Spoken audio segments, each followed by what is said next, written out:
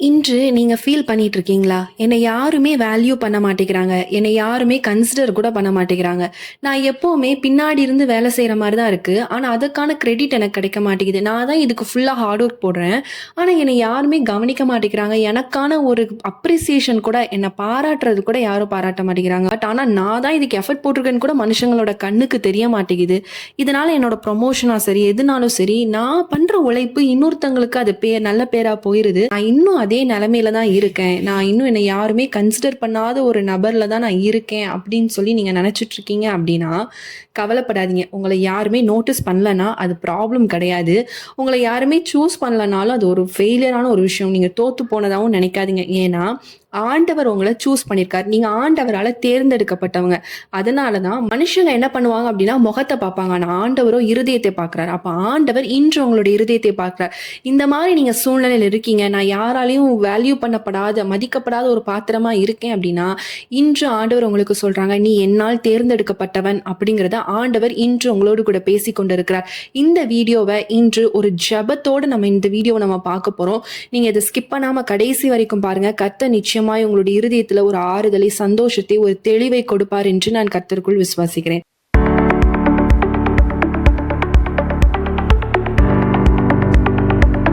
இன்றைக்கு கூட நம்ம ஒரு காரியத்தை ஒருத்தரை குறிச்சு நம்ம பார்க்க போறோம். யார் அப்படின்னு பாத்தீங்கன்னா தாவீது. 1 சாமுவேல் 16ஆம் அதிகாரம் ஃபுல்லா நம்ம வாட்ச் பாத்தீங்கன்னா அதை குறிச்சு தான் நம்ம இன்னைக்கு கொஞ்சம் சில விஷயங்களை தியானிக்க போறோம். அதுக்கப்புறம் நம்ம ஜெபிக்க போறோம். குடும்பத்திலே நீங்க ஒரு 5 பேர் 6 பேர் 7 பேர் இருக்கோம்னு வச்சுக்கோங்களேன். பிள்ளைய நல்லா பார்த்துருக்கவங்க லாஸ்ட் பிள்ளைய கண்டுக்கவே மாட்டாங்க. அதே மாதிரிதான் சில குடும்பத்துல பொம்பளை பிள்ளைங்கன்னா கவனிக்க மாட்டாங்க. ஆம்பளை பசங்கன்னா கவனிப்பாங்க. சில வீட்ல அம்மா அப்பா பிள்ளைங்களை கவனிக்கவே மாட்டாங்க. இந்த மாதிரிலாம் ஒரு சூழ்நிலை இருக்கீங்கன்னு வச்சுக்கோங்களேன். உங்களை வீட்ல கூட என்னை யாருமே மதிக்க மாட்டேங்கிறாங்க. வீட்ல கூட நான் சொல்றது ஒரு பேச்சு கூட எடுபட மாட்டேங்குன்னு நினைக்கிறீங்கன்னா, தாவீதுக்கும் இங்க அப்படிதான் நடக்குது. அதாவது சாமுவேல் அபிஷேகம் பண்ணப்படுறதுக்காக அவர் வீட்டுக்கு வராரு. தாவீதோட அப்பா வீட்டுக்கு வராரு. ஆனா என்ன நடக்குதுன்னு பாருங்க. எல்லா பசங்களுமே இருக்காங்க. ஆனா தாவீத வரவே இல்லை. ஒரு ஒரு இன்ஃபர்மேஷன் கூட இல்லை. ஒரு தீர்க்கதரிசி வராரு அப்படிங்கப்போ ஒரு அழைப்பா ஒரு சொல்லியிருக்கணும்ல, வீட்டுலனா பேசியிருக்கணும். அப்ப அவர் ஒரு பொருட்டாவே என்ன பண்ணல அப்படின்னா மதிக்கப்படலை அப்படிங்கிறத புரிஞ்சுக்கோங்க. அப்ப தாவீதுக்கு ஒண்ணுமே தெரியல. இங்க ஒருத்தர் ராஜாவை அபிஷேகம் பண்ணப்படுறதுக்கு ஒரு தீர்க்கதரிசி வராரு. ஒரு இன்ஃபர்மேஷன் கூட சொல்லல. அதே மாதிரிதான் உங்க வீட்டுல ஒரு நல்ல விசேஷங்கள் நடக்கலாம். ஆனா உங்களை ஒரு பொருட்டா கூட மதிச்சு உங்களுக்கு சொல்லாம கூட இருக்கலாம்.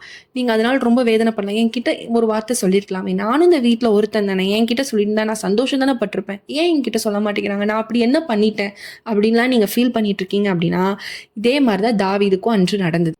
ஆனா நீங்க பாருங்க, அதுல ஒரு வார்த்தை ஆண்டவர் சொல்லுவாரு. 7ஆம் வசனத்தை பாருங்க. நீ இவனுடைய முகத்தையும் இவனுடைய சரீர வளர்ச்சியும் பார்க்க வேண்டாம், நான் இவனை புறக்கணித்தேன். மனுஷன் பார்க்கிறபடி நான் பாரேன், மனுஷன் முகத்தை பார்ப்பான், கர்த்தரோ இதயத்தை பார்க்கிறார். இதுல பாருங்க எவ்வளவு அழகா இருக்கு. நார்மலாவே ஒரு மனுஷங்க ஒரு ஒரு ஒரு இன்டர்வியூவோ ஒரு எதுக்கோ நீங்க போறீங்கன்னு வச்சுக்கோங்களேன், இவன் அழகா இருக்கானா, இவன் இதுக்கு சரியா இருப்பானா, அப்படிதான் பார்ப்பாங்க. ஆனா ஆண்டவர் அப்படி கிடையவே கிடையாதுங்க. அப்பியரன்ஸ் வச்சு ஆண்டவர் உங்களை பார்க்கவே மாட்டார். உங்க இருதயத்தை பார்ப்பார். மனுஷங்க அதை புரிஞ்சுக்கவே மாட்டாங்க. நீங்க எவ்வளவு அன்பா இருக்கீங்க அப்படிங்கறது கூட தெரியாது. உங்களை ஒரு இதாவே மதிக்க மாட்டாங்க. ஆண்டவர் உங்க இருதயத்தை பார்க்கார். நீங்க இரவு நேரத்துல நீங்க இதை நினைச்சு வருத்தப்படுறது ஒவ்வொன்றையும் ஆண்டவர் பார்த்துக்கிட்டே இருக்காரு அப்படிங்கறத மட்டும் நீங்க புரிஞ்சுக்கோங்க. தாவீதும் இதே மாதிரிதான் புறக்கணிக்கப்பட்டு அவர் அங்க ஆடு மேய்ச்சிட்டு இருக்காரு. அப்ப எல்லாரையுமே ரிஜெக்ஷன் பண்ணிட்டு கேட்கிறாரு, இவ்வளவுதானே உனக்கு பையன் அப்படிங்கும். ஒரே ஒருத்தன் இருக்கான், அவன் ஆடு மேய்ச்சிட்டு இருக்கான்னு அவர் சொல்றாரு. சாமுவேல் சொல்றாரு, நீ போய் அவனை கூட்டிட்டு வா, அவன் ஆள் வச்சு அவனை அனுப்பி கூட்டிட்டு வாங்க அப்படின்னு சொல்லுவான். அவர் வரும்போது ஆண்டவர் சொல்றாரு, நான் இவனை தான் அபிஷேகம் பண்ண போறேன், இவன் தான் அப்படின்னு சொல்லி ஆண்டவர் சொல்றார். அப்ப பாருங்க, குடும்பத்தாலேயே புறக்கணிக்கப்பட்டவர் தான் தாவீது. குடும்பமே அவரை ஒரு வேல்யூ பண்ணல. அதாவது தேவையில்ல அப்படிங்கிறத நினைச்சாங்க. பட் ஆண்டவர் பாருங்க, அவர் தான் அப்படின்னு சொல்லி தேர்ந்தெடுக்கப்பட்டார். அப்போ ஒரு தேர்ந்தெடுக்கப்பட்ட மனுஷன்னா நீங்க புரிஞ்சுக்கோங்க, நீங்க ஃபர்ஸ்ட் குடும்பத்தால நீங்க என்ன பண்ணுவீங்க, நீங்க நிராகரிக்கப்படுவீங்க அப்படிங்கறத தெரிஞ்சுக்கணும். மறக்கப்பட்டுருவீங்க. குடும்பத்துல நீங்க ஒரு நபர் இருக்கீங்கிறதே மறந்துருவாங்க. அதுதான் உண்மை. இருக்கிறதே யாருக்குமே தெரியாது. அந்த மாதிரி நீங்க ஒரு சூழ்நிலையில தள்ளப்படுவீங்க. நான் சொன்ன மாதிரி ஒரு முக்கியமான விஷயத்துல கூட உங்களை இன்வைட் பண்ண மாட்டாங்க. அந்த மாதிரி நீங்க ரொம்ப நீங்க தான் உழைச்சிருப்பீங்க. இப்போ ஒரு ஃபங்க்ஷன் நடக்குன்னா, ஒரு கல்யாண கல்யாண வீடுன்னு வச்சுக்கோங்களேன். அதுக்காக நீங்க ரொம்ப ஹார்ட் ஒர்க் பண்ணி நீங்க தான் அங்க இங்கேயும் ஓடி எல்லாம் பண்ணுவீங்க. ஆனா ஒரு ஸ்டேஜ்லன்னு ஒரு ஃபோட்டோ எடுக்கவோ, இதுலலாம் உங்கள கூப்ட்டுருக்க கூட மாட்டாங்க. நீங்க ரொம்ப எதிர்பார்த்திருப்பீங்க. சார் நம்மட்ட சொல்லியிருக்கலாமே, இல்ல சாப்பிடுறதுக்கு எப்பா நீ சாப்பிட்டியான்னு கூட ஒரு வார்த்தை யாரும் கேட்டிருக்க மாட்டீங்க. நீங்க ஒரு மாரி பேக்கிரவுண்ட்ல பின்னாடியே நான் நிக்கிற மாரி தான் இருக்கும். யாரோ ஒரு வீட்டு ஃபங்ஷன்ல போய் நிக்கிற மாரி நீங்க ஃபீல் பண்ணிட்டு இருப்பீங்க. இந்த மாரிலாம் நீங்க இருக்கீங்க அப்டின்னா, நீங்க சூசன் அப்டிங்கிறத புரிஞ்சுக்கோங்க. இன்னொன்னு இவர் ஆடு மேய்ச்சிட்டு இருந்தார். ஆனா ஆண்டவர் அவருக்கான ஒரு நோக்கத்த பாருங்க, ராஜாவா ஆண்டவர் வச்சார். ஆனா உடனே ராஜாவா ஆக்குனாரா அப்படின்னு பார்த்தீங்கன்னா கிடையாது. அபிஷேகம் பண்ணப்பட்டதுக்கு அப்புறமா அவர் ஆடு மேய்ச்சிட்டு இருந்தாரு. அதற்கப்புறம் பார்த்தீங்கன்னா, அவர் கொஞ்ச நாள் ஓடி ஒளிஞ்சு இந்த மாரி சூழ்நிலை இருக்கும்போது, ஒரு டைம் வரும்போது ஆண்டவர் உயர்த்தினார். அப்போ ஆண்டவரால் தேர்ந்தெடுக்கப்பட்டவங்க சில பாடுகள் வழியா நம்ம போயிட்டே தான் இருக்கணும். முக்கியமா குடும்பத்தாரால நீங்க மறக்கப்பட்ட ஒரு நபரா நீங்க காணப்படுவீங்க. தனிமை அப்படிங்கிறதுல நீங்க ரொம்ப வாடப்படுவீங்க. ஆனா ஒண்ணே ஒண்ணு புரிஞ்சுக்கோங்க, ஆண்டவரால நீங்க தேர்ந்தெடுக்கப்பட்டிருக்கீங்க. உலக மனுஷங்களோட அன்பு வேணும் வேணும் நீங்க ரொம்ப உடைஞ்சு போய் இருக்கீங்க. ஆனா இன்று ஆண்டவர் சொல்றார், அவங்கள காட்டிலும் நான் உன் மேல அன்பா இருக்கேன்ப்பா.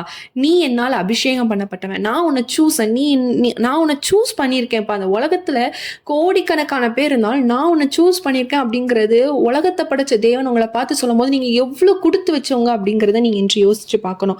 அப்ப நான் எவ்வளவு வேல்யூபிளான ஒரு ஆளு. அப்ப ஆண்டவர் என்னை எவ்வளவு அழகா, அதாவது உலகத்தையே படைச்சவர், கோடிக்கணக்கான மக்கள், லைட்டா இமேஜின் பண்ணி பாருங்க. கோடிக்கணக்கான மக்கள் இருக்காங்க. இன்று ஆண்டவர் உங்ககிட்ட நீங்க இந்த மாதிரி சூழ்நிலை போயிட்டு இருக்கீங்கன்னா உங்களை பார்த்து ஆண்டவர் சொல்ற, you are chosen my child, you are chosen. ஆண்டவர் உங்ககிட்ட சொல்றாரு, என் பிள்ளையை நான் உன்னை தேர்ந்தெடுத்திருக்கிறேன் அப்படின்னு ஆண்டவர் சொல்றாருன்னா அப்ப நீங்க எவ்வளவு பெரிய பாக்கியவதி பாக்கியவான்னு யோசிச்சு பாருங்க. அப்போ யாருக்கும் கொடுக்கப்படாத ஸ்லாக்கியத்தை ஆண்டவர் இன்று உங்களுக்கு கொடுக்கிறார். அதனால ஆண்டவர் யாரை தேர்ந்தெடுக்கிறாரோ அவரை தான் பொன்னை போல புடமிட்டு ஆண்டவர் என்ன பண்ணுவார் அப்படின்னா ஒரு உயரத்துல ஒரு உயர்வான ஸ்தலத்துல ஆண்டவர் உங்களை கொண்டு போய் விடுவார்.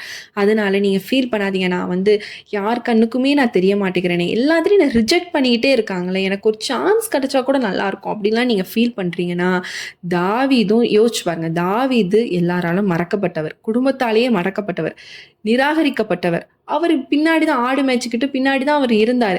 ஆனா ஆண்டவரால தேர்ந்தெடுக்கப்பட்டவர், அபிஷேகம் பண்ணப்பட்டார். ஆண்டவர் அவரை தான் சூஸ் பண்ணாரு. நீ குடும்பத்திலேயே உன்னை ஒதுக்குறானா, எனக்கு அவர் தான் வேணும் அப்படின்னு சொல்லி ஆண்டவர் அவரை சூஸ் பண்ணார். அதே மாதிரி உங்களை ஆண்டவர் உன்னை நான் தான் சூஸ் பண்ண போறேன் அப்படின்னு சொல்லி ஆண்டவர் இன்று உங்களை சூஸ் பண்ணிட்டு இருக்கார். அதனால நீங்க கவலைப்படாதீங்க. நான் நிராகரிக்கப்பட்ட ஒரு நபரா நான் இருக்கேன் அப்படின்னு நீங்க கலங்கிட்டு இருக்கீங்க அப்படின்னா எல்லாரும் நம்ம கண்களை மூடி ஜெபிக்கலாம். ஆண்டவர் இயேசு சுவாமி, அப்பா இந்த நேரத்துல அப்பா என்னோடு கூட இணைந்து ஜெபிக்கிற ஒவ்வொருத்தருக்காக நாங்க ஜெபிக்கிறேன் சுவாமி.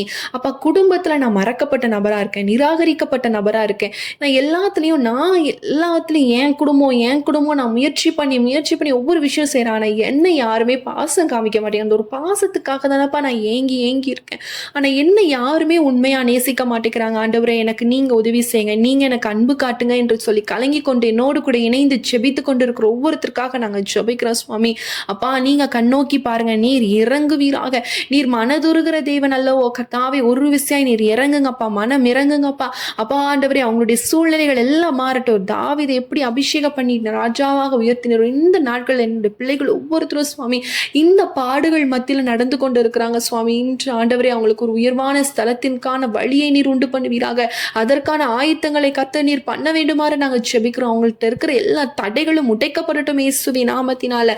ஆண்டவரே ஒரு வெற்றி, ஒரு உயர்வு அவங்களுடைய வாழ்க்கையில அவங்க காணணும்ப்பா, அதை சுகந்தரித்துக் கொள்ளணும் ராஜா. நீர் தான் அவங்களுடைய வாழ்க்கையில செய்கிறீர் என்று அவங்களுடைய குடும்பமே பார்த்து வியந்து சந்தோஷப்படும்படியான ஒரு நல்ல செய்தி ஆண்டவர் அவங்களுடைய வாழ்க்கையில காணப்படட்டும். அவங்க மற்றவர்களை விட அவங்க உயர்ந்து காணப்பட உதவி செய்யுங்க. உமக்காய் ஆண்டவரே, முக்கியமாக உமக்காய் அவங்க ஊழியம் செய்கிற குடும்பமாக அவங்க காணப்படணும். ஒருவேளை கணவன் மனைவியின் பிரிந்து இருக்காங்கன்னா இன்று அவங்க சேரணும் ராஜா. அவங்க இணைந்து உமக்காய் ஆண்டவரே அவங்க சந்தோஷமாய் ஆலயத்திற்கு சென்று அப்பா ஆண்டவரே ஸ்தோத்திர ராஜா, அவங்களுடைய வாழ்க்கை சந்தோஷமாக காணப்பட கர்த்தர் நீர் உதவி செய்ய வேண்டுமாறு நாங்க ஜெபிக்கிற தகப்பனே. அப்பா உங்களுடைய கரத்துல ஒப்பு கொடுத்து ஜெபிக்கிற சுவாமி.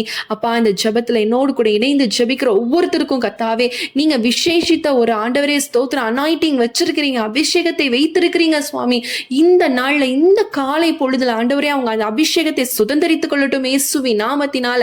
ஆண்டவரே ஸ்தோத்திர ராஜா, அவங்க குடும்பத்துல தேர்ந்தெடுக்கப்பட்ட நபரப்பா பலருக்கு சாட்சியாய் மாறட்டும் இயேசுவின் நாமத்தினால.